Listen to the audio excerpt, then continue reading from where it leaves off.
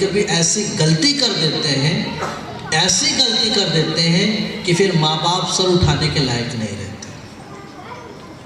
جو باپ پورے معاشرے میں سینہ چوڑا کر کے چلتا تھا، آج اسی باپ کو مسجد میں آنے میں شرم محسوس ہوتی ہے کہ میں کس کو کیا چلاؤں. نحمدہ و نصلی علی رسولہ الکریم، اما بعد. قال اللہ تعالی فی کتابہ وَلَعَبْدٌ مُؤْمِنٌ خَيْرٌ مِّن مُشْرِكٍ. صدق اللہ العظیم. آئیے گفتگو کا آغاز کریں. اس سے پہلے بڑے عقیدت کے ساتھ نبی پاک صلی اللہ علیہ وسلم کی بارگاہ میں درود شریف کا نذرانہ پیش کر لیں. اللہم صلی علی سیدنا مولانا محمد بارک وسلم. صلاۃ و سلام علیکہ یا حبیبی یا رسول اللہ صلی اللہ تعالی علیہ وسلم. ایک مرتبہ اور درود پاک پڑھ لیں گے ساتھ میں. اللہم صلی علی سیدنا مولانا محمد بارک وسلم. صلاۃ و سلام علیکہ یا رسول اللہ صلی اللہ تعالی علیہ وسلم.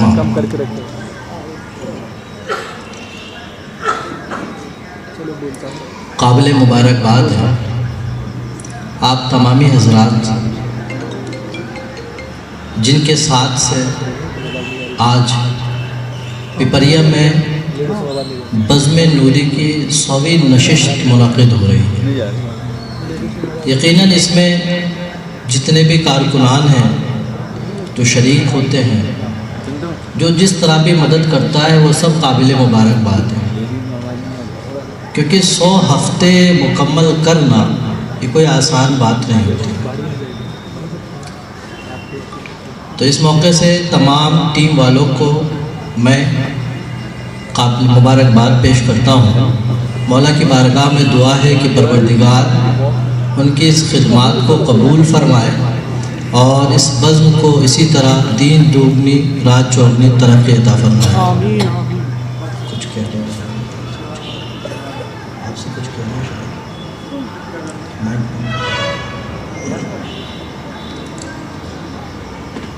دیکھیں، پروگرام بڑا مختصر سا ہے اور ٹائم سارے بانٹے جا چکے ہیں، تو بہت ہی مختصر وقت کے لیے میں حاضر آیا ہوں. اور جیسا کہ آپ نے عنوان سن لیا، اصلاح معاشرہ، اس تعلق سے گفتگو کرنی ہے. حقیقت جانیں تو یہ جو 100 ہفتے آپ کو پیچھے دکھ رہے ہیں سبھی بزم نوری، دراصل یہ 100 پورا اصلاح معاشرہ ہی کا حصہ ہے. کیونکہ بزم نوری میں ایک چیز کا اہتمام کیا جاتا ہے کہ ایسے موضوع کا انتخاب کیا جائے جس میں لوگوں کی اصلاح ہو، موجودہ برائی کا خاتمہ ہو اور لوگ کچھ نہ کچھ علم سیکھ کر جائیں. تو یوں سمجھیے کہ 100 ہفتے ہم نے اصلاح معاشرہ پر مکمل کیے. اور اصلاح معاشرہ پر ایک حقیقت میں آپ کو بتاؤں، جتنی اچھی گفتگو اس جگہ کا امام کر سکتا ہے، باہر سے آیا ہوا مہمان نہیں کر سکتا. اس کی وجہ کیا ہے میں آپ کو بتاؤں. وجہ یہ ہے کہ یہاں کے معاشرے کی اصلاح کرانی. اب یہاں کا معاشرہ کیا ہے، اس میں خرابی کیا ہے، اس کا علاج کرنا کیسے ہے، وہ زیادہ بہتر جان سکتے ہیں، کیونکہ صبح شام آپ کے ساتھ ہیں. اب ہم اپنے علاقے میں ہیں، اپنا معاشرہ دیکھا، وہاں کی خرابی دیکھی اور علاج فکس کیا اور لا کے یہاں دے دیا. تو یہی ہوا کہ بیماری کچھ اور ہو، دوا کچھ اور لگ جائے. تو مریض کبھی کبھی ایسا ہوتا ہے کہ مرض ٹھیک ہونے سے اچھا مریض ہی چل دیتا ہے. تو یہ قابل تحسین ہے. علامہ اشفاق صاحب تحسینی کو اصلاح معاشرہ کا یہ کام کر رہے ہیں، تو مجھے خاص عنوان دیا اور مجھے اشارہ بھی دیا ہے کہ اس ٹاپک کے تعلق سے آپ تھوڑا سا روشنی ڈال دیں. تو بغیر وقت گزارے بس ڈائریکٹ میں اسی پر آؤں گا. چاہتا ہوں کہ ایک بار آپ لوگ اور درود پاک سنا دیں. اللہم صلی علی سیدنا مولانا محمد بارک وسلم. صلاۃ و سلام علیکہ یا رسول اللہ صلی اللہ تعالی علیہ وسلم.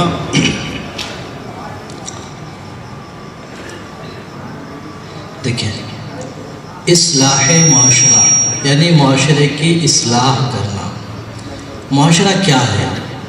معاشرہ دراصل جہاں ہم رہتے ہیں وہاں جو آبادی بسی ہوئی ہے اس کا جو ایک اجتماعی شکل ہمارے سامنے آتی ہے معاشرہ کہلاتی ہے. یعنی اس علاقے میں اگر 100 گھر رہتے ہیں تو ہر گھر ایک گھر ملا دوسرے سے، دوسرا تیسرے سے، تیسرا چوتھے سے، یہ افراد ملے، یہ معاشرہ تیار ہو گیا. اب اسی معاشرے کی اصلاح چاہیے. تو اب پورے معاشرے کی اصلاح ایک بار میں تو مشکل ہے. اگر ہر بندہ یہ سوچ لے کہ معاشرہ بن رہا ہے ہمارے گھر سے، ہمارے گھر کے افراد سے، تو اب اگر ہم یہ کر لیں کہ ہم اپنے گھر کی اور اپنے گھر کے فرد کی اصلاح کر لیں، ہر بندہ یہ ذمہ داری لے لیں، آٹومیٹک معاشرے کی اصلاح ہو جائے گی. اور حضرت جہاں تک میں محسوس کر رہا ہوں ہر بندہ معاشرے کا چاہتا ہے کہ اصلاح ہونی چاہیے. آپ کسی سے بھی پوچھ لیجئے کہ آپ چاہتے ہیں کوئی بے نمازی رہے، وہ کہے گا نہیں. آپ چاہتے ہیں کوئی یہ والا گناہ کرے، بولے نہیں اصلاح ہونی چاہیے. آپ چاہتے ہیں کہ یہ والا گناہ، بولے نہیں. ہر بندہ اصلاح چاہتا ہے لیکن وہ یہ چاہتا ہے کہ میری نہ ہو، اس کی ہو، یہ سدھر جائے. بولے حضرت آج میں نے دیکھا کہ وہ فلاں جگہ ایسا بول رہا تھا، اس کی اصلاح ہو جائے. حضرت میں نے دیکھا کہ وہ ایسا کر رہا تھا، اس کی اصلاح ہو جائے. وہ اس بات کی فکر نہیں کرتا کہ میں کیا کر رہا ہوں اور مجھے کیا کرنا چاہیے. تو اگر یہ اپوزٹ ہو گیا. اگر بندہ یہ سوچ لے کہ میں جو کر رہا ہوں یہ عزم و شرع درست ہے یا نہیں، سمجھ لے اس نے اپنی اصلاح کر لی، اس نے اپنی اصلاح کر لی، اس نے اپنی اصلاح کی، معاشرے کی اصلاح کر لی. لیکن معاملہ یہ ہے کہ وہ بندہ یہ کہتا ہے جو دوسرے کی اصلاح چاہتا ہے کہ مت کر نصیحت ناصحہ، دل میرا گھبرائے ہے، میں اس کو دشمن جانوں جو مجھے سمجھائے. تو مجھے آپ سمجھائیں گے تو میں آپ سے ناراض ہو جاؤں گا. آپ اس کو سمجھائیے نا، وہ سدھر نہیں رہا، وہ نماز میں آتا ہی نہیں ہے. لیکن معاملہ یہ ہے کہ ہماری جو حیثیت ہے وہ ایک ڈاکٹر کی ہے. اب اس میں بہت سے سرجن بھی ہیں، بہت سے نارمل ڈاکٹر بھی ہیں. تو کبھی کبھی ضرورت پڑتی ہے سرجری کی تو وہ بھی کرنا پڑتی ہے. کبھی ہلکی پھلکی دوا سے بھی کام چلا لیتے ہیں. تو یوں سمجھیں کہ اس بزم سے مقصود ہے اصلاح مفاسد. اس بزم سے مقصود ہے اصلاح مفاسد. نشتر جو لگاتا ہے وہ دشمن نہیں ہوتا. نشتر جو لگاتا ہے وہ دشمن نہیں ہوتا. وہ چاہتا ہے کہ آپ کا پورا ہاتھ خراب نہ ہو تو اتنا سا کاٹ کے صحیح کر دیتا ہے، باقی پورا ہاتھ تاکہ کام میں آ جائے. تو بس اسی کے پیش نظر معاشرے میں سے ٹکڑا دیا ہے مجھے کہ اس ٹکڑے پہ تھوڑی سی بات کر لیں. تو میں کہہ رہا تھا کہ معاشرہ بنتا ہے گھر کے افراد سے. گھر کے افراد کیسے بن جاتے ہیں؟ میاں بیوی، بچے، ماں باپ، اتنے ہی لوگ تو رہتے ہیں. اور اب تو اور کم ہو گئے ہیں. پہلے تو میاں بیوی، ماں باپ، دادا دادی، چاچا چاچی سب رہتے تھے. اب میاں بیوی، بال بچے، اتنا بہت ہوتا ہے. اور ماڈرن دور میں چلے جائیں گے تو ماں باپ رہتے ہیں، بچے کہیں اور رہتے ہیں، تو پھر اور مشکل. خیر، تو معاشرہ بنا ہے میاں بیوی، بچے ہیں گھر میں، ان سے ایک گھر تیار ہوا، دوسرے گھر میں یہی گھر تیار ہوا، معاشرہ تیار ہو گیا. یعنی اگر ہم انہی کی اصلاح کر دیں معاملہ درست ہو جائے گا. میاں بیوی بنیں گے کیسے؟ میاں بیوی بنیں گے، شریعت کہتی ہے جب تک آپ نکاح نہ کر لیں میاں بیوی نہیں بن سکتے. لاکھ اچھے تعلقات بنا لیں، لاکھ اس کا خیال رکھ لیں، اس کو ایک سے ایک ڈریس دے دیں، وہ آپ کا خیال رکھ لے، آپ کے لیے ٹفن میں کھانا ناشتہ سب لے کر آئے، آپ کو شریعت یا عوام بھی، معاشرہ بھی میاں بیوی نہیں کہے گا. میاں بیوی کہیں گے کب؟ آپ نے کہا قبول ہے، سے کہا قبول ہے، ہو گئے میاں بیوی. تو نکاح ایک مقدس رشتہ ہے جس کی ڈور سے بنتے ہیں میاں بیوی. اور یہ نکاح آپ کیا سمجھ رہے ہیں کہ دو گواہوں کو بٹھا کر کہہ دینا قبول ہے بس ہو گیا نکاح؟ یہ وہ مقدس اور پاکیزہ رشتہ ہے جس رشتے کی بنیاد دنیاوی نہیں ہے. یہ نکاح وہ مقدس رشتہ ہے. دنیا میں جتنے رشتے پائے جاتے ہیں وہ سب اس دنیا کے بنے ہوئے رشتے ہیں. واحد نکاح ایک رشتہ ہے جو رب تعالیٰ نے جنت میں منعقد فرمایا. یعنی ایک جنتی رشتے کا نام نکاح ہے بھائی. تو آپ اس کو اتنا آسان سمجھ لے رہے ہیں کہ کسی کے ساتھ نکاح کر رہے ہیں، کبھی بھی نکاح کر رہے ہیں. ایسا نہیں ہے. جنت میں بہت تھے، حضرت آدم بھی تھے، فرشتے بھی تھے، حور بھی تھے، لیکن حضرت آدم کا نکاح ہوا کس سے؟ انہی سے تیار کیے خاتون سے.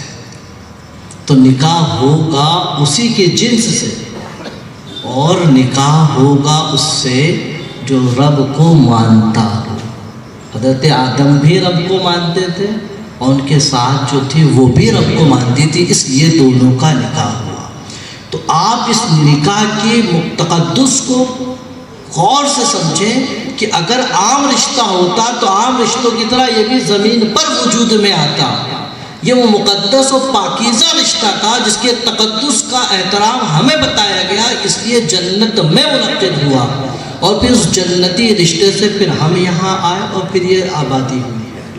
تو اب جب اتنا پاکیزہ و مقدس رشتہ ہے تو اس میں خیال رکھنا ہے. نکاح کرتے وقت خیال رکھنا ہے کس سے کر رہے ہیں، کیونکہ نکاح، یہ جو میرے اس ہاتھ پہ بیٹھے ہیں اس میں اکثر مجھے لگ رہا ہے ان کا نکاح ہو چکا ہے اکثر، اور اس میں بھی 1/3 کا نکاح ہوا ہے، باقی پیچھے کے ابھی باقی شاید ایسا. اب دیکھیں، نکاح کا جو مقصد ہے صرف نفسانی خواہشات کو پورا کرنا نہیں ہے. جو جوان بیٹھے ہیں وہ سوچ رہے ہو کہ نفسانی خواہشات آرام سے حلال طریقے سے پوری ہوگی، مزے آئیں گے. جو ادھر پوچھے ہیں بیٹھے ہیں، پوچھ لیں آپ کب تک یہ تعلقات اور کب تک یہ چیزیں، بلکہ یہ معاملہ بہت آگے بڑھتا ہے. ایک دوسرے کا خیال رکھنا، اس کا انتظام کرنا، رشتے میں باہم ایک دوسرے کا مزاج برقرار رکھنا، اور معاشرے میں اچھی پکڑ رکھنا، بچوں کی اچھی تربیت رکھنا، اور آخری تک ساتھ نبھانا، سکھ دکھ میں کھڑے رہنا، یہ سب میاں بیوی کے رشتے میں شامل ہوتا ہے. تو سکھ دکھ میں آپ کے ساتھ کون کھڑا ہوگا؟ جو آپ کے ساتھ آپ کا کلمہ پڑھنے والا ہوگا. جو آپ کے معاشرے کا ہوگا وہ آپ کے ساتھ سکھ دکھ میں کھڑا ہوگا. جو صرف آپ کی خواہش کو، جو صرف آپ کی جوانی کو، جو آپ کی خوبصورتی کو، جو آپ کے جوانی کو دیکھ کر آپ کی طرف مائل ہوگا، تو یوں سمجھے جس طرح بھورا پھول چوس کر بھاگ جاتا ہے اس طرح وہ آپ کو دھوکہ دے چلا جائے گا. تو کبھی بھی اس نکاح جیسے مقدس رشتے کو اتنی جلد بازی میں یا ہڑبڑی میں یا گھر والوں کی اجازت کے بغیر کبھی قدم نہ اٹھے. یہ 1-2 دن کا رشتہ نہیں ہے، یہ تو جب ہو گیا تو ہو گیا. تو اس لیے اس کو 1-2 دن کا رشتہ نہ بنائیں. نبی پاک صلی اللہ علیہ وسلم نے ارشاد فرمایا کہ جو نکاح ہوتا ہے وہ خاتون سے 4 وجہ سے کیا جاتا ہے: لحسنها ومالها وجمالها ودینها، کہ اس کے حسن و جمال کی وجہ سے، کچھ خاندانی منصب کی وجہ سے، مال کی وجہ سے، دین کی وجہ سے. آقا نے ارشاد فرمایا فاظفر بذات الدین، دین والی کو آپ ترجیح دو.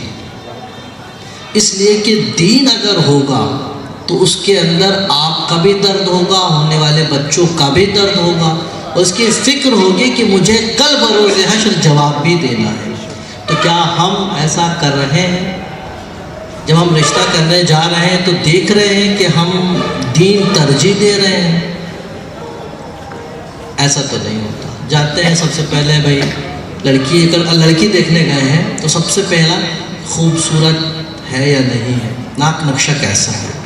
دوسرے پہ بات آ جاتی ہے تو بھائی گھر ور کا کام کرتی ہے کہ نہیں کرتی. تیسرے نمبر پر بھائی دنیاوی پڑھی لکھی ہے کہ نہیں، کیونکہ آج کے دور میں اسکول میں ماں باپ کا ہی پڑھا ہونا چاہیے. بہت آخری مرحلے میں بھائی نماز وغیرہ ٹھیک ہے چلو، تو اس کو بہت ہلکے میں لیتے ہیں، تو پھر نتیجہ ویسے ہی آتا ہے. تو دین کو ترجیح دیں. جب آپ کے گھر میں دین آئے گا تو یوں سمجھے آپ کے گھر میں خیر و برکت آئے گی. جب دین آئے گا تو آپ کے گھر میں رسپیکٹ اور عزت آئے گی.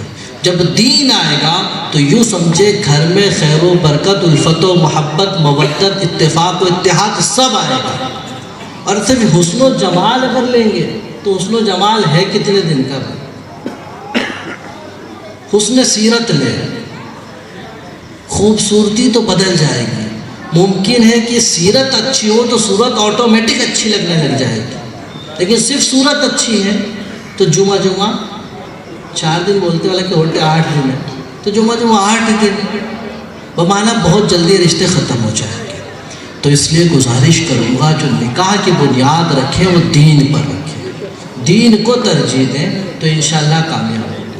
क्योंकि अब देखें जो मॉडर्न माशरा आ रहा है तो उसमें क्या हो रहा है कि बंदे जो बच्चे हो रहे हैं कहते हैं हम इतने समझदार हैं, अपना अच्छा बुरा खुद समझ सकते हैं, और अच्छा बुरा खुद समझने के चक्कर में कभी कभी ऐसी गलती कर देते हैं कि फिर माँ बाप सर उठाने के लायक नहीं रहते। जो बाप पूरे माशरे में सीना चौड़ा करके चलता था, आज उसी बाप को मस्जिद में आने में शर्म महसूस होती है कि मैं किसको क्या जवाब दूँ। आपके मॉडर्न ने आपको कहाँ तक ला दिया। आप यकीनन समझदार हो गए, सूझबूझ वाले हो गए, लेकिन अभी इतनी समझ नहीं हुई जितनी आपके वालिदैन को हो गई। तो इसलिए वालिदैन के किरदार को, वालिदैन के इंतखाब को तरजीह दें। कभी भी खुदारा निकाह जैसे मुक़द्दस रिश्ते में जल्दबाजी और अपना फ़ैसला लागू न करें, तभी जाकर आपका रिश्ता कामयाब होगा, वरना आप कामयाब होने वाले नहीं हैं। हुज़ूर गौसे आज़म रज़ियल्लाहु ताला इनके वालिद मोहतरम का वाक़या बहुत मशहूर, आपने सुना होगा। एक सेब उन्होंने वो खा लिया था, तो उसकी भरपाई में कहाँ तक वो उस किनारे कहाँ तक पहुँचे थे, उनके नाना जान तक पहुँचे थे। और उन्होंने जब कहा था कि ये मैंने एक सेब गलती से खा लिया, मुझे माफ़ कर दो, तो जब उनके नाना जान ने देखा वो समझ गए जब एक बंदा एक सेब नाहक खाने की वजह से इतना लंबा सफ़र कर आ सकता है, तो इससे अच्छा इंतखाब मेरे बेटे के लिए कुछ नहीं हो सकता। तो उन्होंने किसको तरजीह दी? दीन को तरजीह दी। और जब दीन को तरजीह दी, नतीजे में गौसे आज़म आए। आज हम भी चाहते हैं कि गौसे आज़म जैसा किरदार कम से कम गुलाम गौसे आज़म तो पैदा हो, तो पैदा होगा उस वक्त जब आप दीन को तरजीह देंगे रिश्तों के इंतखाब में। तो देखिए उनके नाना ने दीन को तरजीह दी। अच्छा, हुज़ूर गौसे आज़म के वालिद ने क्या किया? जब निकाह कबूल करना था, बता दिया कि भाई ये जो मेरी बेटी है, हाथ से लंगड़ी, पैर हाथ से लूली, पैर से लंगड़ी है, देखती नहीं, सुनती नहीं, उसके बावजूद तरजीह देती।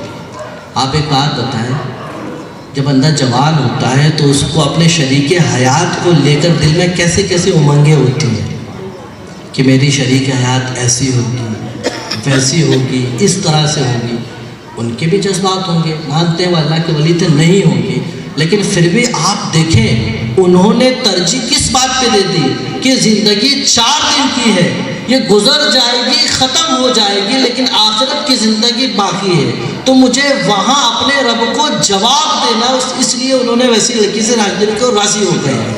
तो आज हमें भी चाहिए ये ना देखें अगर आपने कोई ऐसा कदम उठा लिया जो आखिरत में वबाल का ज़रिया बनेगा, तो सोचिए ये ज़िंदगी 4 दिन की है, कट जाएगी, आखिरत का जो अज़ाब है वो आपका इंतज़ार कर रहा होगा। तो इसलिए खुदा रा बात ज़िम्मे में निकल के आ गई है कि यहाँ पर बच्चे भी बैठे हैं, उनके वालिदैन भी बैठे हैं, और जिस तरह से तेज़ी के साथ हमारे दरमियान सोशल मीडिया आ रहा है और हम अपने घर वालों से दूर हो रहे हैं, उसके लिए भी 2 बातें मैं कहना चाहूँगा। ये मेरे टॉपिक में नहीं है, लेकिन मैं ज़बरदस्ती घुसा दूँ। दौर पाक पढ़ेंगे, अल्लाहुम्मा सल्ली अला सय्यिदिना मौलाना मुहम्मदिन बारिक वसल्लम सल्लल्लाहु अलैहि रसूलुल्लाह सल्लल्लाहु अलैहि वसल्लम। हुज़ूर गौसे आज़म रज़ियल्लाहु ताला ने कितनी बड़ी, हुज़ूर गौसे आज़म के वालिद ने कितनी बड़ी कुर्बानी दी। बहुत बड़ी कुर्बानी है ये कि अपनी पूरी ज़िंदगी वो तैयार हो गए, किसके लिए? एक अंधी लूली बहरी के साथ ज़िंदगी गुजारने के लिए तैयार हो गए, सब कुछ कुर्बान कर दिया। वो इसलिए कि ताकि मेरी आखिरत बरकरार रहे, ज़िंदगी तो गुजर जाएगी जिस तरह की। एक बड़ी कुर्बानी उन्होंने दे दी, नतीजे में गौसे आज़म हुए हैं। तो बाप ऐसी बड़ी बड़ी कुर्बानी देता है, लेकिन बच्चे उसका एहसास नहीं कर पाते हैं। इसलिए मैं गुजारिश करूँगा जितने भी साहिब औलाद जो बैठे हैं, जिनके वालिदैन ज़िंदा हैं, आज आप अपने वालिद की कदर कर लें। वालिदा की अज़मत पर बहुत सुना होगा, लेकिन वालिद भी कम नहीं है। अगर माँ के कदमों के नीचे जन्नत है तो बाप उसका दरवाज़ा भी है। वालिद की नाराज़गी में रब की नाराज़गी है। जब तक वालिद नाराज़ है, रब राज़ी होने वाला नहीं है। اور والد کی قربانی آپ کیا سمجھتے ہیں؟ والد کو پوری زندگی اپنی لگا دیتا ہے، کس لیے؟ کہ میرا بچہ کامیاب ہو جائے، میرا بچہ کامیاب ہو جائے۔ شادی ہونے کے بعد جب بچہ بڑا ہونے لگتا ہے تو اس کی اپنی فکر ختم ہو جاتی ہے۔ شادی ہونے سے پہلے اس کا اسٹیٹس آپ دیکھ لیں، ہمیشہ بہترین پرفیکٹ لباس میں، تیل، کنگھی، جوتا، موجہ سب۔ شادی ہونے کے بعد جب بچہ بڑا ہوتا ہے تو مارکیٹ میں جاتا ہے تو اپنے لیے لینے کے بجائے یار اپنے بچے کے لیے لے لیتا ہوں، کتنا اچھا رہے گا۔ اپنا جوتا خراب ہے لیکن اپنے بچے کے لیے لے لو، کتنا اچھا رہے گا۔ کبھی کبھی تو یہی باپ اسی بچے کا فیوچر بنانے کے لیے نہ اپنا شہر نہ اپنا ملک بلکہ ودیش چلے جاتا ہے اور زندگی وہیں کھپا دیتا ہے کہ بچہ کامیاب ہو جائے۔ نتیجہ بچہ کیا دے رہا ہے؟ آج کا ماحول یہ ہے بچے کا کہ اپنے باپ سے بات کیے ہوئے اس کو ہفتے گزر جا رہے ہیں، ہفتے گزر جا رہے ہیں اپنے باپ سے بات کیے ہوئے۔ قیامت کی نشانی میں سے کہ بچہ اپنے دوستوں سے قریب اور والد سے دور ہوگا۔ اور کیسے گزر جا رہے ہیں میں آپ کو بتاتا ہوں، شاید یہاں وہ ایسا نہ ہو، ہم اپنے یہاں کا آپ کو بتا رہے ہیں۔ ہوتا کیا ہے کہ والد رات کو عشاء کے کھانے کے بعد سو جاتا ہے اور حضور والا باہر 11-12 بجے دوستوں کے ساتھ گپ کر رہے ہوتے ہیں، اور جب وہ آتے ہیں تو والد سو چکا ہوتا ہے، اور صبح والدین ہوتے ہیں کیونکہ ان کے کندھوں پہ تو گھر کی ذمہ داری ہے نا، وہ تو نہیں سو سکتے۔ صبح اٹھتے ہیں اور اپنی ڈیوٹی پر چلے جاتے ہیں، حضور والا پھر سو رہے ہوتے ہیں، تو نہ صبح ملاقات ہوتی ہے نہ شام کو ملاقات ہوتی ہے۔ تو پھر والد کا درد کیسے پتہ چلے؟ کبھی بیٹھے تو اس کے پاس، کبھی سنے تو اس کو کہ کس درد اور کس کٹھنائی سے گزر کے تمہارے لیے انتظام کر رہا ہے۔ کبھی اس کا درد تو جان کے دیکھیں۔ ماں کے پاس تو بہت بیٹھتے ہیں لیکن باپ کے پاس بیٹھنے والے ایسے بچے نہیں ہیں۔ آپ اپنے دل پر ہاتھ رکھ کے سوچیں، کیا کبھی آپ اپنے والد صاحب کے ساتھ بولتے ہیں کہ والد صاحب آئیے بیٹھیں، آج چائے پیتے ہیں ساتھ میں، بتائیں تو آج کیسا چل رہا ہے؟ کوئی تکلیف ہو رہی ہے آپ کو کمانے میں تو بتائیں۔ آپ کو معلوم ہے جب والد بچے کی شادی کرنے کا ارادہ کرتا ہے تو وہ سب سے پہلے یہ دیکھتا ہے یار میرا گھر بہو لانے لائق ہے یا نہیں ہے، میری تو زندگی کٹ گئی، تو اب وہ انتظام کرتا ہے گھر میں چھت نہیں ہے تو چھت ڈلوا دے۔ پوری زندگی جھوپڑے میں کٹ چکی ہے اس کی، لیکن بچے کا انتظام ہے تو چھت ڈلوانے کا انتظام کرتا ہے، وہ والد ہوتا ہے۔ گھر میں یار اپنی تو کٹ گئی، اس کے گھر میں کولر لگوا دینا ہے اب ہم کو، یہ باپ ہوتا ہے۔ اس کے ہر چیز قربان ہو جاتی ہے، لیکن توجہ اب ہمارے پاس اتنا وقت نہیں ہوتا ہے اس کے پاس بیٹھیں اس کو سنیں۔ کبھی آپ بیٹھ کے دیکھیں گے وہ سکون ہوگا تو آپ خود محسوس کریں گے واہ آج کیا سکون ملا ہے، تو آپ کو احساس ہوگا کہ ہاں والد اور یاد رکھیں ابھی احساس نہیں ہوگا تو کیا ہوگا، کل جب آپ والد بنیں گے نا آپ کو احساس ہوگا، 100% احساس ہوگا آپ کو۔ تو اس لیے جن دوستوں کے ساتھ آپ اپنی رات گزار دیتے ہیں، میں نہیں کہتا دوستوں کو چھوڑ دیں، لیکن یاد رکھیں باپ وہ سہارا ہے جو ایک بار وہ سہارا ہٹ گیا تو جن دوستوں کے ساتھ تم سہارا لگائے رکھو یہ پتے ہوا دیتے نظر آئیں گے، کوئی دوسرا نظر نہیں آئے گا۔ صرف باپ وہ ہے جو تن من دھن جان سب قربان کر کے تم کو کامیاب کر سکتا ہے، لیکن کوئی دوسرا نہیں کر سکتا۔ اس لیے اصلاح معاشرہ کے اس مجلس سے میں گزارش کروں گا آج اپنے باپ کے ہو جائیں۔ یقین جانے آقا نے ارشاد فرمایا 3 دعائیں رد نہیں ہوتی ہیں، دعوت المسافر، دعوت المظلوم و دعوت الوالد لولدہ، کہ والد کی دعا بچے کے حق میں نہیں رد کی جاتی ہے۔ آپ اپنے باپ کے قدم سے لگ جائیں، اس کے دل سے آہ نکلے گی، تم قدم پہ ہوگے تمہارا مقدر جمع قدم نظر آئے گا اور کامیابی تمہارے قدم چومے گی۔ آج آپ چاہ رہے ہیں کامیاب ہونے کے لیے باپ کے ہو جائیں، ایک بار ہو جائیں، پھر دیکھیں آپ باپ ہوتا ہے۔ باپ دراصل ہر چیز کا باپ ہوتا ہے۔ جب باپ نہیں ہوتا ہے گھر میں تب احساس ہوگا۔ آج جن کے والد نہیں ہیں ایک بار سوچ کے دیکھیں جب والد تھے تو میرے گھر میں کیا کیا انتظام تھے، آج میں ہوں تو وہ انتظام کر پا رہا ہوں کہ نہیں۔ اگر آپ کما رہے ہیں تو گزارش کروں گا جس طرح آپ کا باپ احساس کرتا تھا ہر ٹھنڈی میں نئے موزے آپ کو ہونا چاہیے، ہر ٹھنڈی میں گرمی میں نئے ڈریس آپ کو ہونا چاہیے، تو اپنے باپ کے لیے بھی ہر ٹھنڈی میں ایک جوڑا انتظام کریں۔ یقین جانے آپ اس کو پیسہ آپ تو چاہتے ہی نہیں، اب اس کو پیسے کی کیا ضرورت ہے، وہ آپ کا ساتھ آپ کی توجہ آپ کا خیال مانگتا ہے بس، اور کچھ نہیں۔ گفتگو بہت دور چلے گی، تو میں نے جو کہا تھا بیچ میں والد آ گیا تھا، اس میں معاشرے کا بہت بڑا حصہ والد ہے اور بچہ بھی ہے۔ اور آگے بڑھ جائیں، جو نکاح کی بنیاد جس پر رکھنی تھی وہ مقدس رشتہ نکاح تھا قرآن مقدس میں۔ اچھا ایک بات، قرآن سے سچی کوئی کتاب ہے؟ نہیں۔ نبی سے زیادہ سچا کوئی ہے؟ نہیں ہے۔ قرآن کا ارشاد سن لیں، آقا قرآن مقدس ارشاد ہے وَلَعَبْدٌ مُؤْمِنٌ خَيْرٌ مِّن مُشْرِكٍ، کہ غلام بندہ مشرک سے بہتر ہے۔ اور ایک جگہ اور ارشاد ہوا وہیں نیچے وَلَأَمَةٌ مُؤْمِنَةٌ خَيْرٌ مِّن مُشْرِكٍ، کہ غلام باندی اگر باندی ہو تو وہ مشرک جوان سے بہتر ہے، مشرکہ سے بہتر ہے۔ تو نکاح کی جو بنیاد رکھیں تو ایمان پر رکھیں، والدین کے ادب و احترام میں رکھیں۔ آپ اپنے فیصلے میں جو 4 دن کی دوستیاں ہو رہی ہیں، جو لو افیئرس ہو رہے ہیں سیریس کو دیکھ کر، خدا را اس افیئرس میں نہ جائیں۔